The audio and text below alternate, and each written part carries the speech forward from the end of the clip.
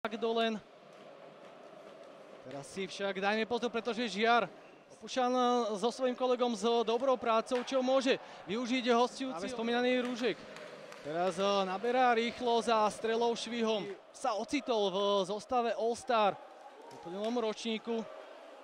Teraz však Žiar ide dopredu a ide aj do vedenia.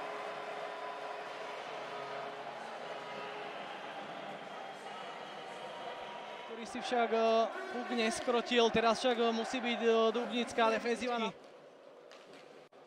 Tak si to ešte rozmyslel, napokon prišlo. Raško musia brániť, pretože sú pod tlakom svojho súpera a natlačiť sa tam 10 sekúnd. Samozrejme tam nechýba Tibor ani Hovorka. Práve Tibor. Tam hostujúca druhá formácia, pobežal Haščič, Švec. Tam s ním však aj Legalin. A práve nastrelný puk z ľavej strany znamená, že Dubnica vyrovnáva. Andrej Legalin s číslom. Teraz však opäť útočí a ideálnym spôsobom Haščič. Teraz ho chce prekvapiť bránky, teraz si však nedali pozor, čo chce využiť.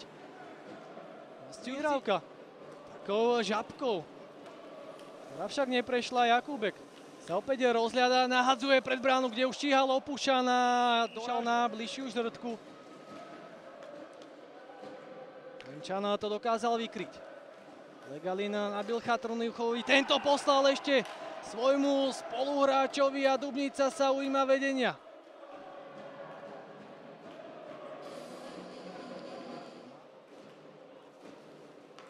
Opäť Radoslav Tibor, ale ku streleckému pokusu namierené nemá.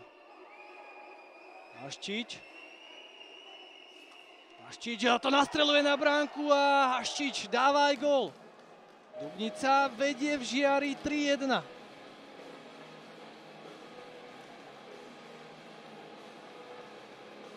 To sa len dá, domáci borci, ktorí musia doťahovať. 60 sekundovka do záveru druhej časti hry a Dubnica vyhráva v Žiari 4-1. Fatal,